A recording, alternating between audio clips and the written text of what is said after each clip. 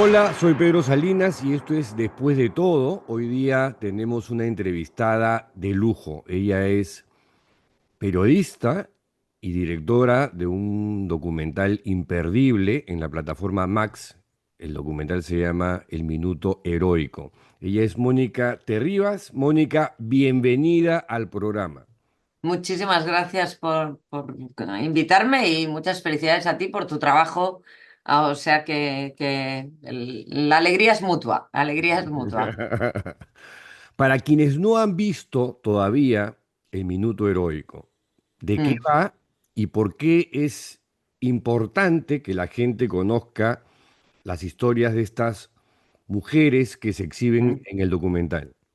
El documental es la historia de 13 mujeres de distintas edades, de distintos países y que han vivido como numerarias, como agregadas y como numerarias auxiliares de el Opus Dei. El Opus Dei es una institución de la Iglesia Católica que se fundó en España en 1928, que tenía como objetivo ser santos en medio del mundo, hombres primero y luego se creó la sección de mujeres pocos años más tarde. Y entonces, esta es la historia que han vivido 13 mujeres en España, en Irlanda, en México, en El Salvador, también en Argentina, gente que ha estado en Costa Rica y en otros países, ¿no?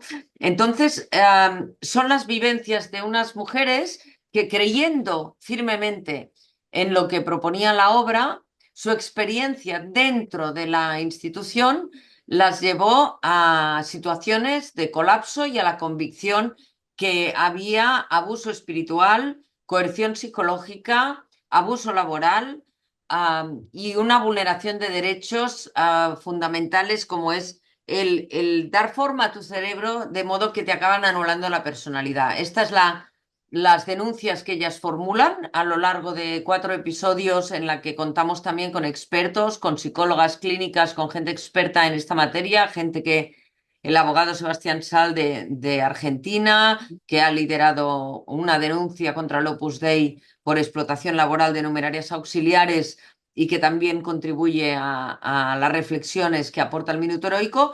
No es una serie documental contra la obra, sino para hacer reflexionar a aquellas personas que de buena fe están al frente de la obra y trabajando para la obra para corregir abusos claramente denunciables. Ahora, yo tengo dos amigos sacerdotes del Opus Dei, uno peruano, otro español. Me dicen que todas estas cosas han cambiado en los últimos tiempos. Tristemente, el documental demuestra que esto no es así, Mm. porque tres de las protagonistas del Minuto Heroico tienen 26 años, no llegan a los 30 años. En el segundo caso, Marta, Belén y Marina son gente muy joven. No estamos hablando de gente que tiene 40, 50, que también son jóvenes, ¿eh? Y por lo tanto, me temo que algunas de las cuestiones se han modificado en la forma, en la manera de, por ejemplo, el discernimiento.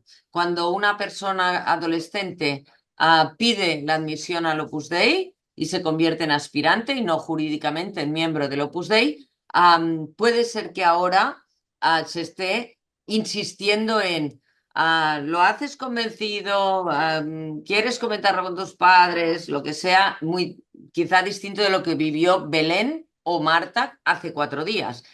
Pero es evidente que el proceso de discernimiento que hace que una persona de 14 años, adolescente, inclusive con el consentimiento paterno por familias de supernumerarios o el contexto que sea, pasa a cumplir normas, pasa a vivir bajo una dinámica de funcionamiento que es impropia a los 14 años. A los 14 años nadie se compromete de por vida con una conciencia de madurez personal suficiente y ese proceso requiere, desde luego, la edad adulta, ¿no? Porque uno no decide si va a ser célibe toda la vida, pero aunque seas aspirante, aunque estés solo en fase de adscrito y finalmente te conviertas en miembro del Opus Dei, tu vida ya va por unos cauces donde tu discernimiento está condicionado por la vida pues dentro de los clubes, en los centros, asistiendo pues todo el día a las normas que constituyen, como sabes, y seguro que una parte de la gente que nos está escuchando sabe, una manera de vivir muy dirigida a que te conviertas en miembro finalmente de pleno del Opus Dei, ¿no? Hombres y mujeres, porque esto lo viven hombres y mujeres también. Ahora, el caso de las disciplinas, Ujú. los cilicios, los Mm. latigazos, La la mortificación, sí. mortificación Mm. corporal, ¿eso continúa? Las mortificaciones continúan. Tú podrías decir, bueno, es que esto ocurre en general, hay mucha gente que se mortifica. Nosotros nos mortificamos. La mortificación corporal y el sacarte placeres y el disciplinar al cuerpo no es una cosa exclusiva del Opus Dei, ni mucho menos. Y por lo tanto, no es la parte más escandalosa, si tú quieres, porque al final cada uno que haga lo que quiera con su cuerpo y lo que quiera con su voluntad, ¿no? Pero la cuestión de las disciplinas y de los cilicios, que es una parte de lo que acompaña a la disciplina, la cuestión es cuando te debilita a nivel mental, ¿no? Mm. Cuando tú estás sujeto a una disciplina de 2 horas de llevar un cilicio o aunque sea voluntariamente, porque al final siempre, y esta es una conversación interesante, porque hasta qué punto uno es libre cuando todo tu alrededor va en una misma dirección y tú dices, sí, Ujú. sí, yo libremente me puse el cilicio a los 15 años, a los 16, a los 17. Nadie me obligó. Claro que no, no había pistolas en la cabeza de nadie, pero todo el condicionamiento que hay alrededor de lo que te envuelve, porque tu vida gira en torno a los clubes, a los centros, al día a día, tal, tal, te lleva a aplicar aquello que hacen todos y que todos lo hacen porque Dios lo pide y porque es bueno para el buen espíritu de la obra, ¿no? Entonces, la mortificación corporal yo diría que es de las cosas que menos huella deja, aunque la deja física durante los años que uno es miembro de la obra, ¿no? Porque lo que deja huella es el hecho de que tu cabeza ya no está estructurada para tomar las decisiones de acuerdo con tu criterio, sino con el criterio de la obra, porque tú pasas a formar parte como un peón más, como lo diríamos en lenguaje no de la obra, como un instrumento más de la familia para servir al Opus Dei, ¿no? Ahora, lo que tú describes es manipulación coercitiva, manipulación psicológica, Ujú, una suerte de abuso espiritual. ujú. ¿Estás describiendo una secta o no? ¿Sabes qué pasa? Que quizá por mi edad, yo tengo ya 57 años, yo he vivido como periodista muchas experiencias laborales, porque estaba en primera línea en la radio y en la televisión mucho tiempo, y comportamientos coercitivos los hay en todas las instituciones donde está implicada la persona, ¿no? ¿Mm? Mesías y personas con capacidad de seducir a la gente que cree en ellos y hacerles hacer lo que quieren y anular el juicio de uno porque el bien de esa institución, partido, organización, fundación, me da igual, dale la forma que quieras.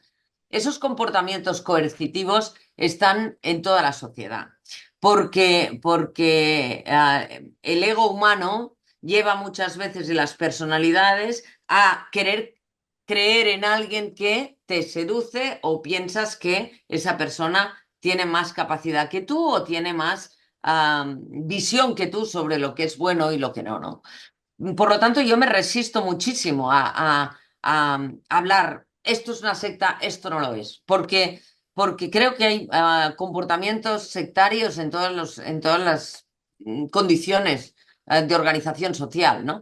Y le Claro, pero en toca, de esas le toca a la organizaciones, justicia, le toca a la justicia decidir qué es una secta y qué no, y qué debe ser desarticulado y qué no, no a un periodista. Al periodista lo que le toca es denunciar la vulneración de derechos, aflorar las realidades que le parezcan injustas y que le parezcan denunciables, y a partir de ahí la gente que tenga responsabilidad sobre esa institución, yo le pido a la justicia, a la fiscalía, a las fiscalías de los países sobre todo al Vaticano, que analice si ha habido o no esa vulneración y si existe o no.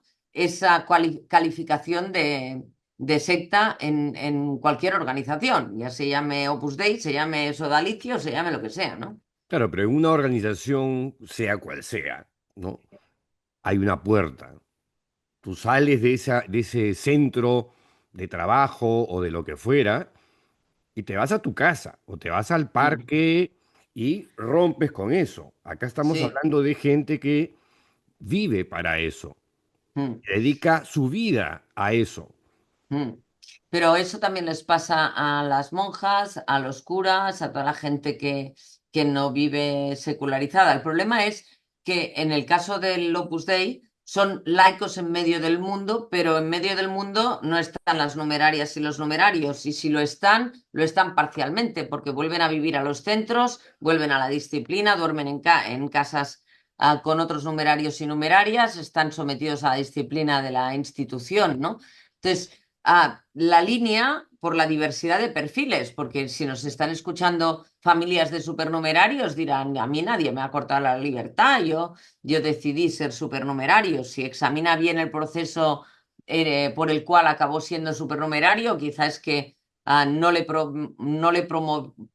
promovieron nunca y no le dijeron, oye, ¿tú no tienes vocación de numerario? Porque el proceso de inducción a la vocación en el Opus Dei es muy claro. Yo no he hablado y llevo muchísimas entrevistas con miembros del Opus Dei, con exmiembros del Opus Dei, hombres y mujeres. No me he encontrado a nadie que diga, yo entré sabiendo que yo quería ser, en algunos casos es, yo quería ser esto y acabé siendo lo otro, en la mayoría de los casos, tanto en relación a lo que querían estudiar como cómo querían vivir su vida, ¿no? Entonces, sí es cierto que monjas y monjes o curas acaban viviendo una disciplina de puertas para dentro de la institución. En el caso del Opus Dei son laicos que deciden vivir celibato, pobreza, obediencia dentro de una organización que además no dice de puertas para afuera, yo soy del Opus Dei, ¿no? Mm. Porque en general no hay mucho secretismo en Sí, relación a sí, la obra, ¿no? sí.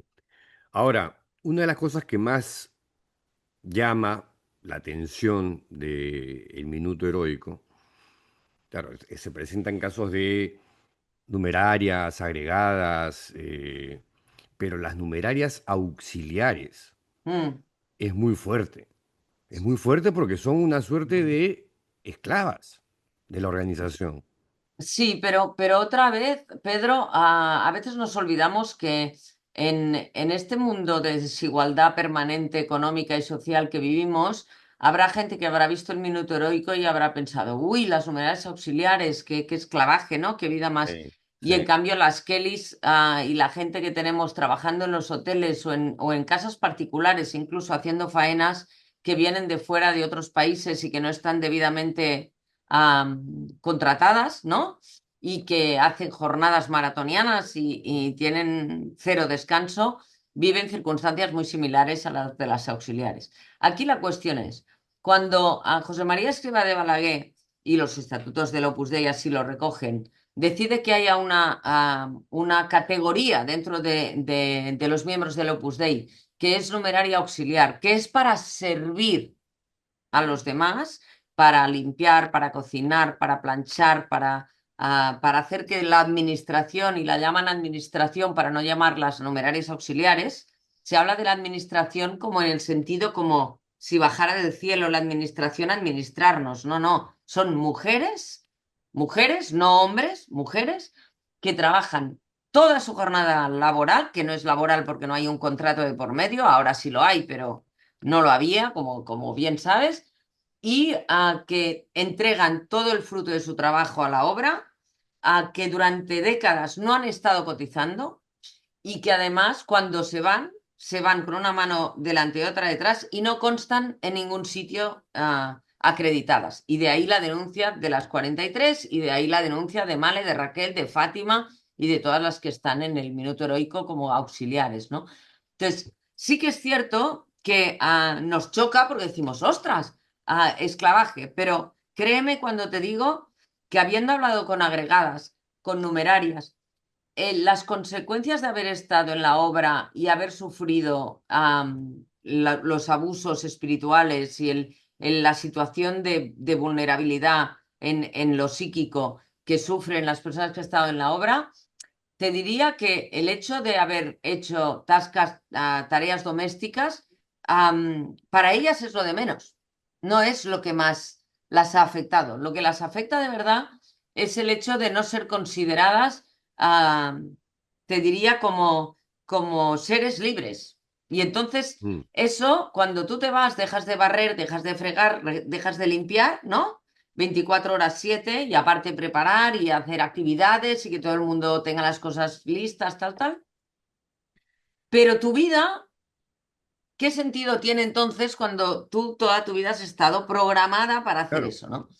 Y esa es el peso, eso es lo que se explica bien en el cuarto episodio. Yo siempre digo que quien mire el Minuto Heroico tiene que verlo hasta el final, porque al final es como salen, ¿no? Y Es las lo más consecuencias, fuerte. sí, sí, y las consecuencias psicológicas, porque Pedro, al final, las personas que salen del Opus Dei, sea como sea que salgan, en más o menos buen plan, con más o menos en ningún caso las 13 hablan desde la venganza, ellas hablan de su experiencia y ya está, pero todas tienen dificultades para volver a aprender a vivir.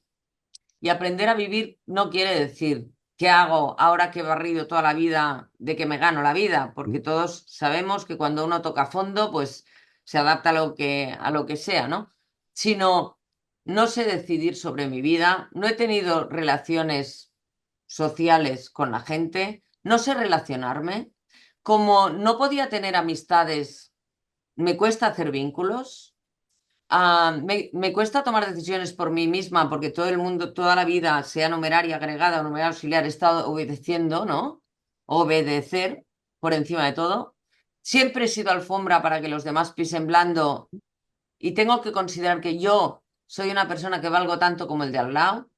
Y todo eso es un aprendizaje mucho más duro que dejar de barrer, porque el dejar de barrer, el dejar de cocinar, puedes adaptarte a esto, a encontrar un nuevo sentido laboral a tu vida, incluso con personas que tienen 40 años, cuantos más años, más dificultades para poder reengancharte al mercado laboral, pero lo que es difícil es recuperar la cabeza, ¿no? Y cuando digo la cabeza es justamente esto que utilizan tanto diciendo que sí se hace, que es el discernimiento sobre la vida, ¿no? Al final, saberte relacionar con la gente y saber tener inteligencia emocional y mil cosas que necesitamos para sobrevivir en esta jungla humana que tenemos tan complicada, ¿no? Ahora, en lo personal, ¿qué historias te han chocado, te han golpeado, te han emocionado más? Mm, mm, Te digo que me cuesta mucho, es como pedirle a un padre que escoja entre sus hijos, ¿no? Yo a las 13 mujeres y a las que no salen, que tienen nombres y con las que yo he hablado y que saben ellas que están ahí en ese documental, aunque no sean las protagonistas por mil razones, de protegerlas incluso. Todas esas historias afectan. ¿Por qué? Porque tú ves a una chavala a día de hoy, hace 4 días, aquí en un colegio de cerca de Barcelona o en la Diagonal de Barcelona, en un centro universitario, provocándose trastornos alimentarios para poder quedarse en la habitación y no tener que cumplir las normas. Hace 4 días de esto. O ves a Male y a Raquel en México, o a Alicia en El Salvador, o a Cecilia convencida como numeraria, convencida, 35 años dentro de la obra, con la convicción de que aquello era su vocación y que ella quería cambiar las cosas que veía que no funcionaban y lo decía y lo luchaba y no poder, ¿no? Pues no escoges esas historias te llegan al alma, o Fátima descubriendo su sexualidad y descubriendo que ella le gustaban las mujeres y que dentro de la obra eso es considerado una enfermedad Mm. y que estamos ahí en el siglo XXI diciendo esas cosas aún, ¿no? Entonces, para mí escoger entre estas 13 mujeres que son protagonistas del Minuto Heroico es imposible, porque a todas les reconozco el coraje, la inteligencia de poder explicarlo tan bien, de poder contarlo, de que ellas son las que hablan, yo no aparezco en el documental para nada, ellas son las que lo han contado y a mí me ha afectado su vida. O sea, Tina, la irlandesa, pues hemos llorado mucho juntas cuando hemos hecho la entrevista porque te duele en el alma ver el Claro. dolor, ¿no? Mm. Y ya está. Y ese dolor, por caridad cristiana, yo creo que hubiera merecido que el prelado del Opus Dei hubiera respondido a estas mujeres, que es lo que se le pidió. Yo le traigo estos testimonios de estas mujeres, escúchelas y responda, ¿no? Yo creo que hay una cosa en la doctrina cristiana que yo comparto, que es la caridad con el dolor ajeno. Cuando alguien tiene dolor, no es suficiente hacer un comunicado pidiendo perdón, es necesario algo más que eso para que realmente sea creíble, ¿no? ¿Qué crees tú que debería ocurrir con el Opus Dei? Con el Papa Francisco han habido por lo menos un par de reuniones con el prelado Fernando Caris. Y claro, la muerte del Papa les generó una suerte de alivio, porque dijeron, bueno, ya, vamos a dejar ahí los estatutos o las constituciones a un costado, pero este nuevo Papa sorprendió retomando esas conversaciones, como diciendo, Claro. no me he olvidado. León XIV, Robert Prevost, tiene muchas cosas muy buenas para la Iglesia Católica. La primera es que conoce muy bien la comunidad latinoamericana, lógicamente Perú, que es donde Mm, más años ha hecho el trabajo pastoral a Prevost, a León XIV, pero conoce los Estados Unidos, ujú, conoce bien Europa. Esto es muy importante para la Iglesia en estos momentos y para una institución como el Opus Dei más aún, porque él sabe que es una institución que está implantada desde Europa hacia Latinoamérica, Estados Unidos, Asia, África, etcétera, ¿no? Esto por un lado. Segundo, el trabajo que se ha hecho en Perú y del cual tú tienes una parte importante de responsabilidad con la persecución de los abusos, en el caso del sodalicio y todo lo que ha significado el investigar enviados directamente por el Papa Francisco a gente como Jordi Bartomeu, que han trabajado para que se hiciera justicia con las víctimas y se las escuchara, esto León XIV lo conoce muy bien. ujú. También lo conoce que antes de que pasaran 2 semanas de su nuevo papado, León XIV llamó al moderador del Opus Dei, a Fernando Cáriz, y ya no le llamó prelado, sino moderador, Sí. porque era solo con este gesto, León XIV le está diciendo al Opus Dei, yo asumo el legado de el Ujú. Papa Francisco, Tal cual, tal cual, con esta palabra, tal con cual. la palabra de moderador y les dice, continúa el camino, que el Papa Francisco haya muerto no quiere decir que vosotros no debáis recorrer el camino que él os pidió y que yo os vuelvo a pedir, que es, necesitamos que la institución corrija los errores que haya cometido y una manera de corregir eso es aprobar unos nuevos estatutos que obliguen a la institución a enderezar los caminos que andan tuertos. Y mira, camino es una palabra muy oportuna en este caso, ¿no?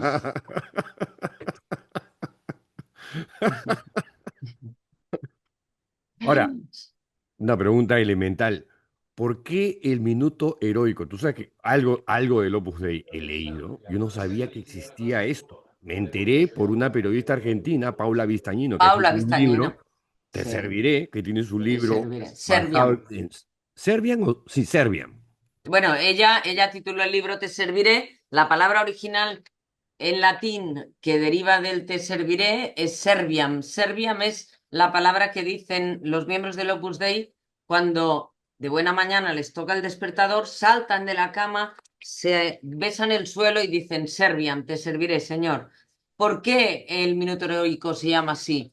Porque ese minuto heroico, que es ese gesto de primera hora de la mañana, es el que marca que tu día va a estar dedicado al cumplimiento de todas las normas, aparte de tu trabajo, aparte de tus obligaciones familiares, laborales, de todo tipo, a seguir la voluntad de Dios a través de las normas del Opus Dei.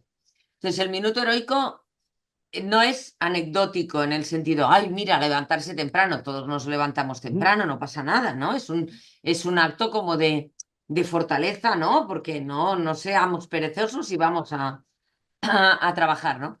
Sino que el minuto heroico lo que marca es que tu cuerpo y tu mente están al servicio de la obra desde primera hora de la mañana hasta que te vas a dormir.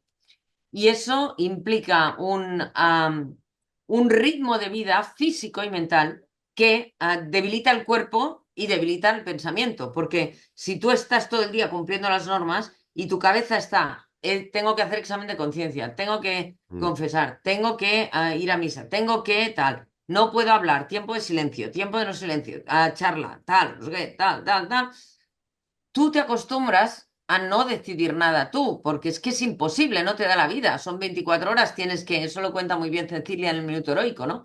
Dice, hay un momento que Cecilia dice, las horas no suman, porque si tú cumples todas las normas y haces todo el trabajo, más tienes que trasladarte, más tal, o sea, la cosa no da. Sí que da, porque ¿qué da? Da que tu cabeza deja de trabajar como debe, porque Mm. no hay capacidad para ti de tener ese discernimiento que es necesario para hacer las cosas con un poco de libertad, ¿no? Te roban el pensamiento crítico. Eso es. Entonces, el Minuto Heroico se llama así por eso y porque el tercer episodio de la serie es el momento en que ellas se van, deciden irse. Y yo le llamo Minuto Heroico también Mm. a la decisión súper difícil para Súper cualquier difícil. persona que sea miembro de la obra de decir, a pesar de todos los pesares, del sentimiento de culpa que tengo por haber fracasado como miembro del Opus Dei, a pesar de que hay aquí dentro hay gente que yo quiero con todo el corazón, a pesar de que llevo 30 años luchando por ser la mejor numeraria, la mejor agregada, la mejor auxiliar, no puedo más, me tengo que ir. Porque si no, o sea, hay una cosa que a mí sí me impacta mucho, que es que en muchísimos casos me di cuenta que yo no me quería morir dentro del Opus Dei. Entonces, esa clarividencia Ujú. es un minuto heroico también, lo es, porque es muy difícil tomar esa decisión. Sí, una cosa que vimos en la investigación del caso Sodalicio es que es muy fácil entrar, Y, pero lo más difícil es irte, salirte, claro, pero eso, decidir romper con la institución.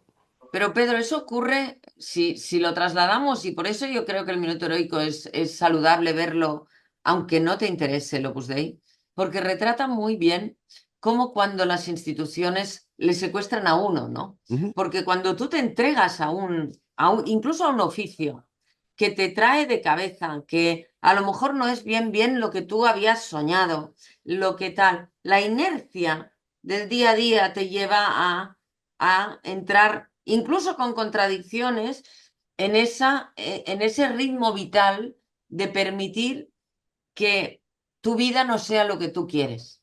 Porque estás dentro, y estás dentro, y estás dentro, y cuesta mucho salir. Y entonces lo que les ocurre a los miembros del Sodalicio o del Opus Dei o de los Testigos de Jehová o de cualquier otra institución y en cualquier organización puede pasar, es que lo difícil no es entrar, porque te enamoras de un proyecto nuevo y lo que te dicen siempre cuando te invitan a una fiesta es que la comida va a ser fantástica. Luego, cuando se cierran las puertas, el menú puede cambiar, pero ya estás dentro. Ujú. Entonces, Ujú. eso puede ocurrir de una manera que tú fácilmente puedas abrir las puertas e irte, pero cuando tú te has ganado la vida, que no te la has ganado en ese caso, en el caso del Opus Dei, pero tú has estado toda la vida vinculado a eso. Todo tu entorno ha desaparecido. Tu familia ha dejado de tener contacto contigo porque por Navidad no vas para San Esteban, vas tal, pero por Navidades no.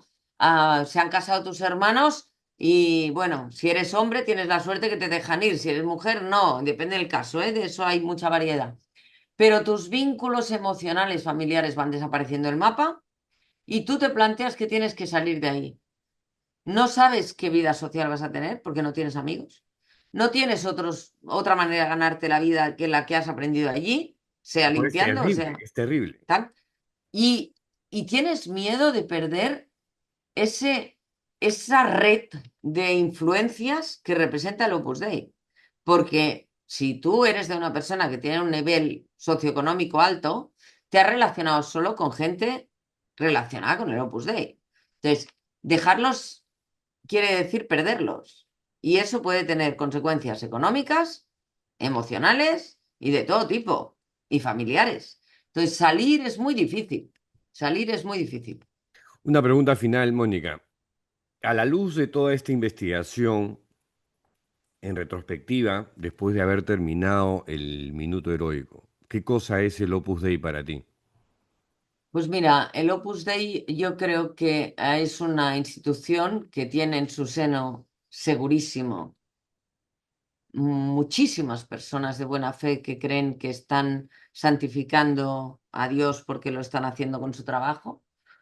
Creo que es una organización que ha sido víctima de, de una suerte de convicciones a través de sus documentos internos de José María Escrivá y después del trabajo que han hecho los otros prelados, ha quedado atrapada en una suerte de organización muy coercitiva que además se ha movido en las élites socioeconómicas y políticas de muchos de los países donde se ha implantado y que por el hecho de que tiene a Escrivá de Balaguer convertido en santo, tiene muchísima dificultad para autocorregirse. Porque cuando tú tienes como santo al fundador, Mm, decir que el fundador se equivocaba cuando decía claro. X, Y, Z, te podría poner mil ejemplos, es muy difícil, es muy difícil. Tú puedes decir, pues nos hemos equivocado, hasta ahora hacíamos esto y esto no lo estábamos haciendo bien, ¿no? Pero cuando es el santo quien dejó escritas determinadas Ujú. cosas y cuando estás todo el día recordando lo que decía el santo y diciendo, San José María decía que que hombres y mujeres no sé qué, que tal, que cual, que no sé cuánto, ¿cómo corriges eso? Entonces, es una estructura a día de hoy gobernada con un cauce muy cercano al poder económico, político y social de los entornos donde se mueve, que tiene a día de hoy mucha menos fuerza que hace 10 años o que hace 20 años, pero que aún a día de hoy hay mucha gente de buena fe que está adentro pensando que podrá cambiar la manera de funcionar del Opus Dei, cuando en realidad las reticencias que hemos visto durante estos últimos años por presentar unos estatutos nuevos delante del Vaticano es la prueba fehaciente de que cambiar no es algo que hagan de grados, sino que Claro, lo harán empujados por la por el fuerza. Vaticano. Y eso no es sano, porque eso quiere decir que la convicción no es el cambio y la adaptación. La convicción no es lo que mueve la reforma, sino que les están forzando a hacerlo. Ergo, sus convicciones están más cercanas a lo que han hecho toda la vida que a lo que deberían hacer en el futuro, ¿no? Súper buen punto. Ahora, ¿qué tanto poder tiene el Opus Dei en España ahora? Yo creo que no mucho, a pesar de que tienen mucha influencia de lo que yo digo que es el mundo que coopera con el Opus Dei, que no conoce muchas de las cosas que se cuentan en el Minuto Heroico, que cierran los ojos porque no quieren ver, Ujú. porque es gente que no ha tenido en las familias a numerarias, a numerarios, no lo han vivido directamente, pero han ido a escuelas del Opus Dei, sus amigos y sus entornos son del Opus Dei, y ellos todo lo que implica, todo lo que se cuenta alrededor del minuto heroico, es una realidad que no han vivido. Pero en cambio, protegen al Opus Dei porque es el entorno donde ellos se han criado, han ido a la Universidad de Navarra o han ido a una universidad vinculada al Opus Dei o han ido al IESE o tienen amigos, incluso profesores que son colegas, que a lo mejor son miembros de la obra. Con lo cual, esa burbuja amplia del entorno que se beneficia de la protección del Opus Dei no está reducida a los 90.000 miembros que dice el Opus Dei que tiene. Es mucho más amplia porque las comunidades a través de los colegios, de las universidades, etcétera, que protegen reputacionalmente el Opus Dei y no han vivido las vulneraciones de derechos que han vivido ese 30% del Opus Dei que son numerarios, numerarias y agregados, agregadas y auxiliares, y los sacerdotes, desde luego, porque esto es capítulo aparte, pues acaban dando ese poder al Opus Dei. y pueden estar situados en las cúpulas de los bancos en España y en todas partes, ¿eh? Pueden estar situados, como pasa en Perú, en un ayuntamiento de la capital, Claro. pueden estar situados en la estructura académica, pueden tener mucha influencia a través de un partido político Ujú. am, más tendente a la derecha que a la izquierda, Sí. ¿vale? Y por lo tanto, cuidado. Porque una cosa es que el número sea bajo y otra cosa es que el impacto no sea fuerte. Y hay gente que confunde las matemáticas con, con el efecto, ¿sabes?, reproductor que tienen los intereses económicos alrededor de ese mundo que se lo puse ahí. Ahora, con eso sí termino. En el último libro de el británico Gareth Gareth Gore. Mm. se insinúa que el Opus estaría migrando hacia los Estados Unidos. Bueno, es cierto que alrededor de la presidencia del gobierno Trump, de Ujú. J.D. Vance, hay mucha gente vinculada a simpatizante de la obra y eso es cierto, es coherente con la ideología que defiende Trump en muchos sentidos y por lo tanto a mí no me sorprende, digamos, lo que cuenta Gareth, ¿no? Pero yo como no he hablado directamente con un miembro de la obra que esté en Estados Unidos y que me lo pueda acreditar, pues no lo puedo afirmar. Es decir, que está claro que el pensamiento católico reconvertido de Vance, de un modo en este sector, podemos decir, muy tradicional del catolicismo, pues es ciertamente parejo o que camina del lado de lo que sabemos que hay detrás del Opus Dei. Afirmarlo categóricamente yo no puedo porque no tengo la información contrastada y sería muy poco riguroso por mi parte decirlo, ¿no? Al final, lo importante no es cuánto poder tienen, que yo entiendo que es una constante de los libros que se han escrito del Opus Dei, ¿eh? El poder, la mafia, ta, ta, ta, ta. O sea, esta es una constante, hace muchos años que se escribe sobre el Opus Dei. A mí esta cuestión me interesa relativamente, lo que me interesa más es qué se hace con las personas. ¿Cuánto se cuida a las personas? ¿Cuánto se protege la salud mental de las personas? ¿No? Porque hay muchas lobbies en todas las organizaciones, instituciones y países que buscan tener poder. El Opus Dei no es el primero que busca instalarse en el poder. Lobbies hay siempre en todas partes, religiosos, no religiosos. Ujú. Y disparates, los cardenales y los obispos en España los han dicho a docenas sobre la homosexualidad, sobre no sé qué, alineándose con la extrema derecha, etcétera. O sea, esto, digamos que por novedad no me viene, ¿no? Pero lo que es grave es que centenares de personas estén viviendo situaciones de abusos espirituales, insisto, que son muy graves, coerciones psicológicas, situaciones de salud mental gravísimas y tal, y no hagamos nada, ¿no? Por eso el minuto heroico yo creo que es una ventana en ese sentido, ¿no? Después del Minuto Heroico, ¿cuál es el siguiente proyecto de Mónica Terribas?